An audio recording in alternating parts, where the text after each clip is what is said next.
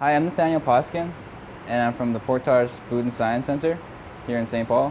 What I'm going to show you today is how to make chocolate macarons filled with buttercream. I'm going to show you how to make them, bake them, and fill them. Alrighty, let's go. So the first step you want to do is add your confectionery sugar to the bowl. I'm going to use a sift to do that. The reason why you want to get this icing sugar through a sift is because you're going to get it into very small pieces and you're not going to get big clumps, which are going to cause you improper mixing of your cookie. Almond meal and the coffee flavoring. I use the coffee beans straight from the package and I grind it down with a spice grinder we have here at the school. And right now I'm just mixing it with a whisk. This way I can get all the cornmeal mixed evenly with the coffee and the sugar. Now I'm going to add my egg whites, and we're just going to bring these to a little bit of a froth. Now I'm just having it on a medium speed right now, because if I whip it too fast, I might break my meringue. But we're going to stop it as soon as all the bubbles are like small and there's lots of them. So when it's frothy. So it's getting pretty foamy in there, and that's what we're looking for. Now what I'm going to add to this is our egg white powder and our granulated sugar. I'm going to engage the mixer and put it back at a medium speed. Now what we're going to do is bring it to a soft peak form. So as you notice, you're getting a lot of ripples as the whip goes through the mixing bowl, and that is the ribbon effect, and that's the first stage to forming like a soft peak. So you can notice that it's starting to pull away from the walls with the mixer or with the whisk. It's getting clumped in the middle, and when I stop the machine,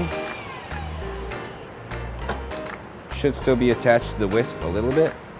Another way of indicating that it's at a softer peak or a soft medium peak, so you can put your finger in it and it should mound up. But that's too soft for me right now, so I have to turn the mixer on. The one thing you don't want to do is over whip your meringues.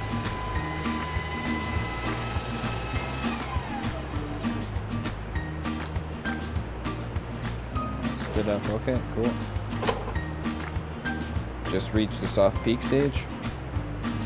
Now I'm going to add my mixture of almond meal, coffee, and confectionery sugar to the meringue. Press the flour into the egg whites on the bottom there, making little pockets of flour. Just gently poking it through. And now I'm going to fold it in. Now I prefer to fold this part in by hand. You can use a mixer also, but you get more control when you do it with hands. And it's more rustic. You want to continue to do this until you have all the flour. Oh, we got a little bit down there. So make sure that you're mixing it until you get rid of all this flour here. You want it to all be mixed evenly into the meringue. There's our mixture right there. So what I'm using is a plastic cup, and I've put my pastry bag into the cup, and it already has the tip inside. This way, when I have it stood up like this, I can just easily pour in my mixture to the bag. And what I have on the bottom of the parchment paper is a stencil. So there's two parchment papers here. One's a stencil, and it's just a guide so I know where exactly to put my cookies as I pipe them out. I'm just filling it not all the way to the edge because it's still gonna flatten and run freely until I bake it. You can already see the first cookies, they're already starting to get nice shine on top, and then they're losing the tip.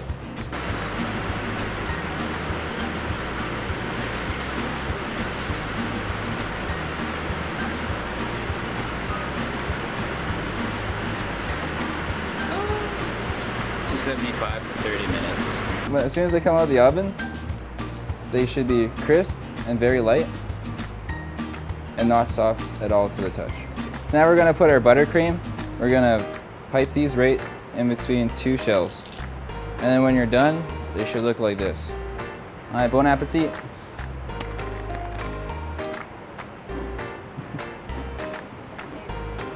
Oh, it tastes really good. You want to try some?